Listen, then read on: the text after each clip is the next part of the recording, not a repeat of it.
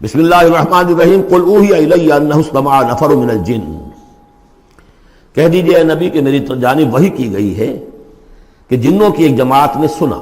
کس کو سنا؟ قرآن کو سنا۔ فقالوا انا سمعنا قرآنا عجبا، انہوں نے کہا ہم نے سنا ہے ایک بہت ہی دل کو لبھانے والا قرآن، یہدی الی الرشد، جو نیکی اور رشد اور ہدایت کی طرف رہنمائی کر رہا ہے۔ فآمنا بہ، تو ہم تو ایمان لے آئے۔ اس وقت بھی میں نے کہا تھا یہ لمحہ فکریہ ہے، ایک دفعہ کیا اجتماع ہے قرآن کا، اور وہ بندے کہاں سے کہاں پہنچ گئے، وہ داعی بن گئے۔ ہمارا کیا حال ہے؟ ہم نے اس معنی میں قرآن کبھی پڑھا ہی نہیں، سنا ہی نہیں۔ سنتے ہیں تو خیبر میل کی سپیڈ سے جو پڑھ رہا ہوتا قاری، 5 دن میں پورا قرآن، 6 دن میں پورا قرآن، اور اشتہار دیے جا رہے ہیں۔ یہ ہے ہمارا ریچول۔ یہاں تو 20 منٹ میں ہو جاتی ہے، یہاں 30 منٹ، یہاں چلو وہاں اور اس سے بھی کم میں ہو جاتی ہے، وہاں چلو۔ قرآن کا نتیجہ تو یہ نکلنا چاہیے وہ آپ کو پوزیس کر لے، جانے نہ دے۔ انا سمعنا قرآنا عجبا یہدی الی الرشد فآمنا بہ ولن نشرک بربنا احدا، اب ہم کبھی بھی اپنے رب کے ساتھ کسی کو شریک نہیں ٹھہرائیں گے۔ وانہ تعالی جد ربنا، اور یقیناً ہمارے رب کی عزت شان بہت بلند ہے۔ ماتخذ صاحبۃ ولا ولدا، اس نے نہیں اختیار کی نہ کوئی بیوی اور جورو، نہ کوئی اولاد۔ وانہ کان یقول سفیہنا علی اللہ شططا، اور یقیناً ہمارا جو بے وقوف ہے بڑا، مراد یہاں پہ ہے وہی عزازیل، ابلیس، لعین، وہ چونکہ ہمارا ذرا بڑا بڑگر ہے، تو وہ جو کچھ کہتا رہا ہے اللہ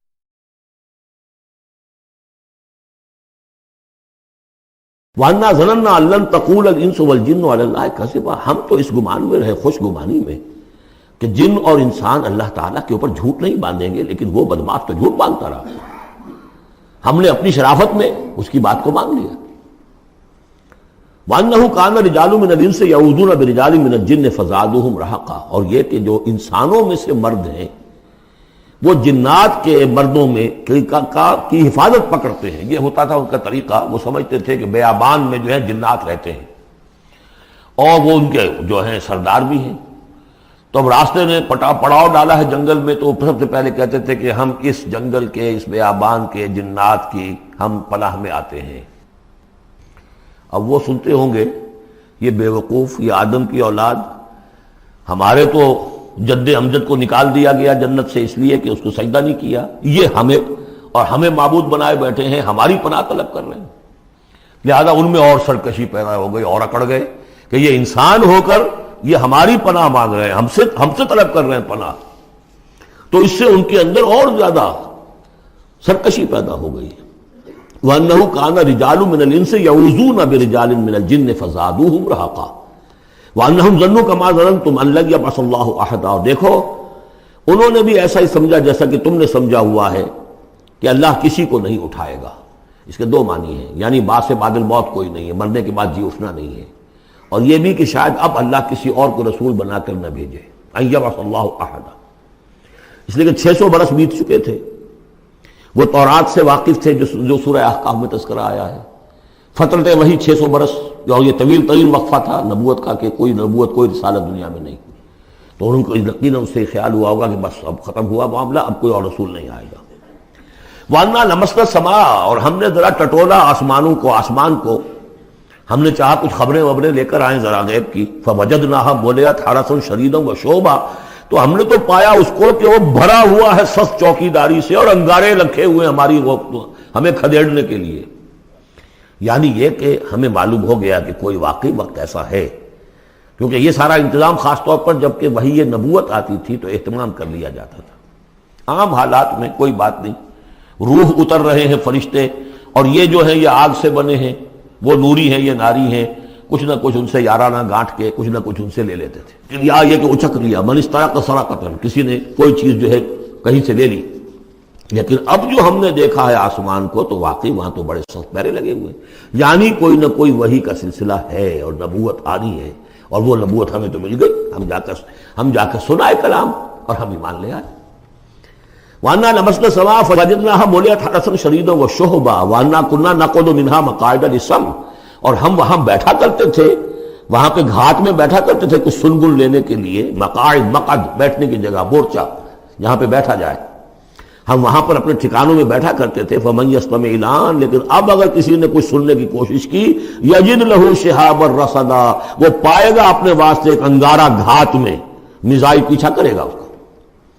وَأَنَّا لَا نَدْرِي أَشَرٌّ أُرِيدَ بِمَنْ فِي الْأَرْضِ أَوْ أَرَادَ بِهِمْ رَبُّهُمْ رَشَدًا۔ معلوم ہوتا بہت بڑے عالم تھے یہ، تورات کے جاننے والے، انہوں نے ایک ایسی عظیم بات کہی ہے یہ، ہمیں یہ معلوم نہیں کہ آیا زمین میں بسنے والے ان انسانوں کی کوئی شامت آ گئی ہے یا اللہ نے ان کے لیے کسی بھلائی کا ارادہ کیا ہے۔ رسالت آئے گی تو دو ہی نتیجے ہیں،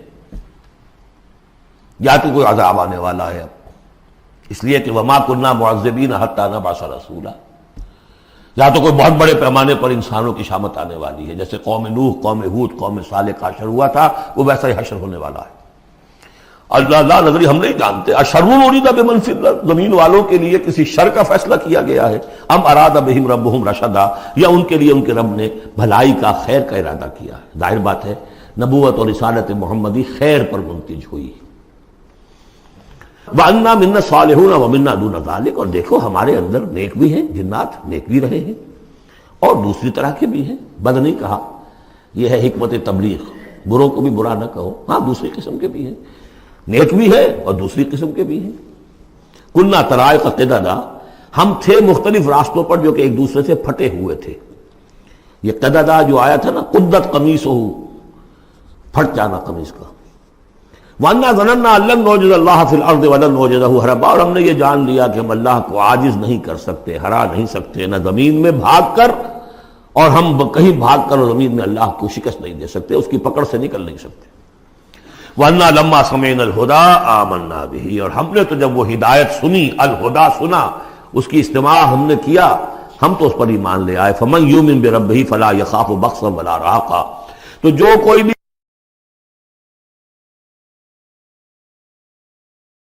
زبردستی ہوگی، کچھ زیادتی ہوگی، جیسے جیسے ان کے اعمال صالحہ ہیں پورے پورے اللہ تعالیٰ ان کا اجر ان کو دے دے گا۔ وَأَنَّا مِنَّا الْمُسْلِمُونَ وَمِنَّا الْقَاسِطُونَ، اور دیکھو ہمارے اندر وہ بھی ہیں جو فرما بردار ہیں اور وہ بھی ہیں جو بے انصافی کرتے ہیں۔ یہ قسط کے لفظ کے ساتھ سمجھ لیجئے، جب یہ ثلاثی مجرد میں آتا ہے تو قاسط اس میں فاعل بنا، وہ ناانصاف کے معنی میں ہے، یہ باب افعال کے خواص میں سے ہے، سلب ماخذ اس کو کہتے ہیں۔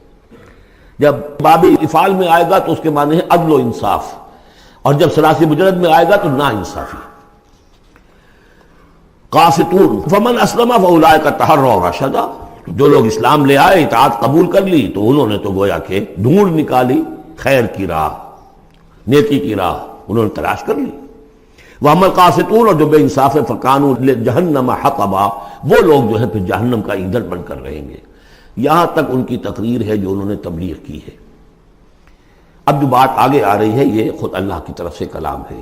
أَن لَّوِ اسْتَقَامُوا عَلَى الطَّرِيقَةِ لَأَسْقَيْنَاهُم مَّاءً غَدَقًا، اور یہ کہ یہ اگر لوگ اپنے اس طریقے پر جو طریقہ انبیاء کا تھا، جو آدم نے دیا تھا، جو نوح نے دیا تھا، یہ چلتے رہتے تو ہم انہیں خوب پلاتے، پانی بھر بھر کر خوب سیراب کرتے ان کو۔ یہاں لفظ طریقت آیا ہے قرآن میں، شریعت، طریقت۔ ثم جعلناک علی شریعت من الامر، شریعت اور یہ طریقت، دونوں کا مفہوم ایک ہے، طریقہ اور شریعت، لیکن یہ کہ اس کا استعمال ہو رہا ہے کہ شریعت سے مراد لی جاتی ہے جو دین کا قانون ہے، اس کے ظاہری پہلو، قانونی پہلو، اور طریقت اسی کے باطنی پہلو کا نام ہے کہ ایک نماز ہے، وضو کیسے کرو گے، کیا فرائض ہیں، کیا نوافل ہیں، کیا کام رہ گیا تو وضو نہیں ہوا، یہ شریعت بتائے گی، یہ آپ کو فقیہ بتائیں گے، یہ آپ کو مفتی حضرات بتائیں گے۔ لیکن نماز کی اصل روح تو ہے خشوع اور خضوع، حضور قلب، یہ پھر طریقت کی طرف منتقل کر دیا گیا، بدقسمتی سے پھر ان کو پھاڑ دیا گیا، وہ علیحدہ علیحدہ ہو گئے۔ یہ سب چیزیں یکجا ہونی چاہیے تھی۔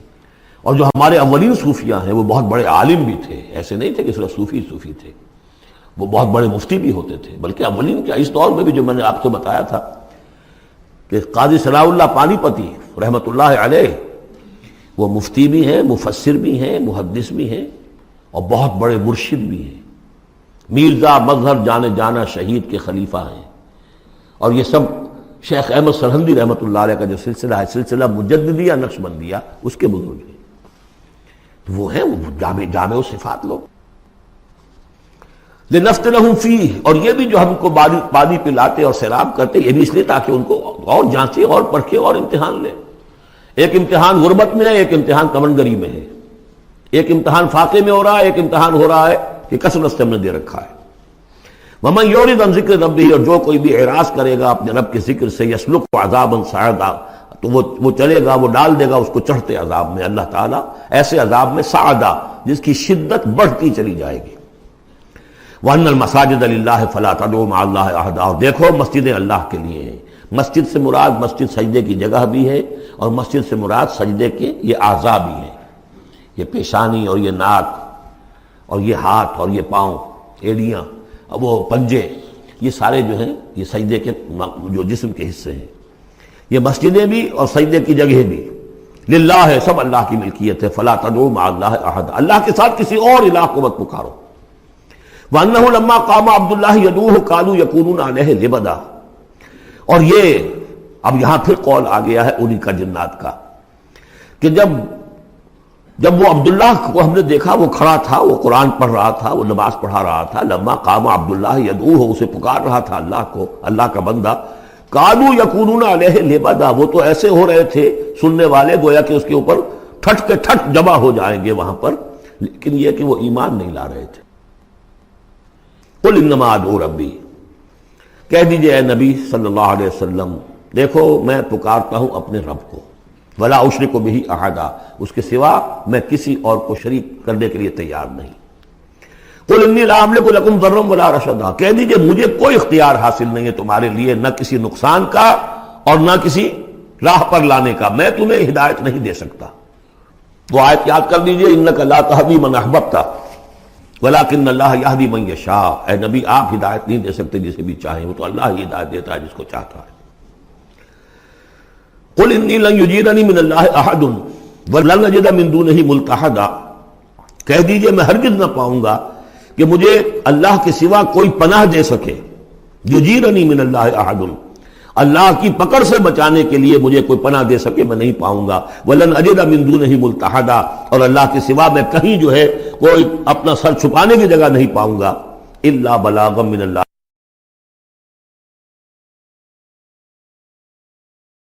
فریضہ سر انجام دوں، اگر میں نے یہ کام نہیں کیا تو میں پکڑا جاؤں گا. فَلَنَسْأَلَنَّ الَّذِينَ أُرْسِلَ إِلَيْهِمْ وَلَنَسْأَلَنَّ الْمُرْسَلِينَ، ہم تو پوچھ کر رہیں گے ان سے بھی جن کی طرف رسولوں کو بھیجا، اور پوچھ کر رہیں گے رسولوں سے بھی. وَمَنْ يَعْصِ اللَّهَ وَرَسُولَهُ، جو کوئی بھی اللہ اور اس کے رسول کی نافرمانی کرے گا، فَإِنَّ لَهُ نَارَ جَهَنَّمَ خَالِدِينَ فِيهَا أَبَدًا، تو اس کے لیے تو پھر جہنم کی آگ ہے جس میں وہ ہمیشہ ہمیشہ رہے گا. حتیٰ اذا رأوا ما یوعدون، یہاں تک کہ جب وہ دیکھیں گے جس چیز کی انہیں دھمکی دی جا رہی ہے. فَسَيَعْلَمُونَ مَنْ أَضْعَفُ نَاصِرًا وَأَقَلُّ عَدَدًا، اس وقت انہیں معلوم ہو جائے گا کون کمزور ہے مددگاروں کے اعتبار سے اور کون اقلیت میں ہے تعداد کے اعتبار سے. وہ تانے دیتے تھے نا کہ دیکھو محمد تمہارے پاس تو بیٹھے بھی ہوتے ہیں تو ہمارے کمی کاری بڑے لوور طبقات کے لوگ، اور وہ بھی چند ہوتے ہیں، دیکھو جا کے ابو جہل کی محفل بھری ہوئی ہے، بڑے بڑے لوگ بیٹھے ہوئے وہاں پر. اس وقت معلوم ہو جائے گا من اضعف ناصرا واقل عددا. یہ سورہ مریم میں بہت تفصیل سے یہ مضمون آیا ہے.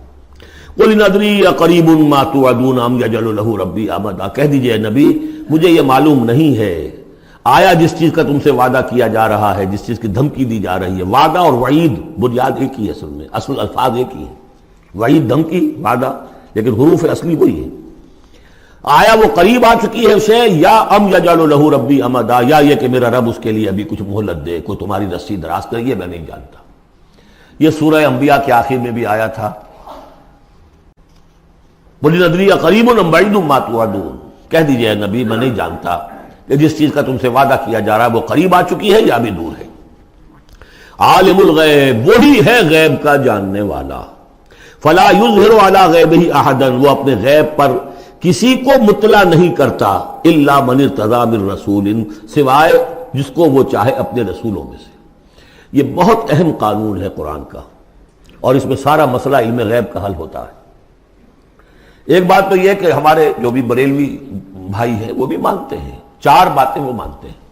3 میں نے ایک مرتبہ تحقیق کی تھی بڑی مفصل، جا کر بعد لوگوں سے ملاقات کی، ابھی میں طالب علم تھا. کہا دیکھیے ہم ثابت مانتے ہیں اس بات کو، نبی کا علم ذاتی نہیں عطائی ہے، اللہ نے جو دیا وہی ہے. نبی کا علم قدیم نہیں حادث ہے، پہلے نہیں تھا پھر ہو گیا، اللہ نے دے دیا تو ہو گیا. اور نبی کا علم غیر محدود نہیں محدود ہے. میں نے کہا یہ تین باتیں جو شخص مان لے میرا اس سے اب کوئی جھگڑا نہیں رہا. لیکن ہمارے ہاں کچھ لوگوں نے ایک ڈیفینیشن کر لی علم غیب کی. علم غیب وہ ہے جو بغیر کسی کے بتائے خود حاصل ہو جائے. اس اعتبار سے تو میرے پاس بھی علم غیب ہے نہیں، یعنی کسی کے پاس کوئی علم ہے ہی نہیں. ہمیں دیا اساتذہ نے دیا، حضور کو دیا اللہ نے دیا، جبریل کو دیا اللہ نے دیا. اس معنی میں تو ذاتی علم تو کوئی بھی نہیں مانگتا کسی کا. علم تو دینے سے ہوتا ہے. البتہ علم غیب کسے کہتے ہیں؟ وہ چیزیں جو ہماری نگاہوں سے چھپا دی گئی ہیں. وہ عالم غیب ہے، جنت ہے، دوزخ ہے، فرشتے ہیں، یہ سب کیا ہے؟ عالم غیب. تو نبیوں کو تو کچھ نہ کچھ حصہ اس کا دکھایا جاتا ہے تو نبی بنتے ہیں نا، ورنہ میرے اور نبی میں فرق کیا ہوا پھر؟ اگر میرا بھی علم وہی ہوتا ان السمع والبصر والفؤاد تو میرے علم میں اور حضور کا بھی علم یہی ہوتا تو فرق کیا ہوا؟ حضور نے تو اس دوسرے علم کے اعتبار سے تو صاف کہہ دیا انتم عالم بامور دنیاکم. لیکن حضور کو معراج میں جنت دکھا دی، دوزخ دکھا دی. زمین پر رہتے ہوئے آپ نماز پڑھا رہے تھے، غالباً وہ جو کہ نماز پڑھائی جاتی ہے جبکہ بارش نہیں ہوتی، استسقاء کی نماز، اسی کے دوران اچانک ایک دفعہ آپ آگے بڑھے. لوگ حیران ہوئے کیا ہوا ہے، ایک دفعہ پیچھے ہٹے. لوگوں نے پوچھا بعد میں کہ حضور یہ نماز کا حصہ تھا، یعنی ہم بھی پھر استطاع کیا کریں اس نماز کے اندر؟ نے فرمایا نہیں، اصل میں میرے سامنے جنت لے آئی گئی، اب بے اختیار میرا ہاتھ بڑھ گیا کہ میں اس کا پھل توڑ لوں، اور میرے سامنے اس کے بعد دوزخ لے آئی گئی اور اس کا جو بمکا آیا گرمی کا، اس سے میں بے اختیار پیچھے ہٹا. دنیا میں سیر کرا رہے ہیں، بہرحال یہ غیب ہی میں سے ہے. البتہ کل غیب یہ جو مانے اللہ نبی کے لیے وہ کافر ہے، اور وہ مانتے ہیں، بریلوی بھی مانتے ہیں. کل غیب کا کوئی سوال ہی نہیں. نبی کا علم محدود ہے، نبی کا علم حادث ہے، نبی کا علم عطائی ہے. تین باتیں مان لیجئے. باقی نبی کا علم کتنا تھا کتنا نہیں تھا یہ میں کون ہوں ناپنے والا اور آپ کون ہیں ناپنے والے. دیا اللہ نے جو دیا، بتایا جو بتایا، اللہ اور خیر صلی اللہ. تو یہ عالم الغیب وہ ہے غیب کا جاننے والا. فلا یظہر علی غیبہ احدا، تو وہ نہیں مطلع کرتا اپنے غیب پر کسی کو. ہاں الا من ارتضی من رسول، سوائے اپنے رسولوں کے.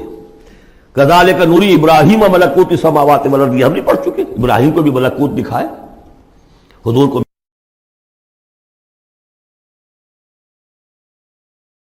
من بین یدیہ ومن خلفہ رصدا، جس کو رسول بناتا ہے، غیب کی خبریں دیتا ہے، پھر اس کے آگے اور پیچھے وہ اپنے باڈی گارڈ رکھتا ہے، چوکیدار رکھتا ہے. یسلک من بین یدیہ، اس کے سامنے بھی، ومن خلفہ، پیچھے سے بھی چوکیدار، حفاظت کرنے والے.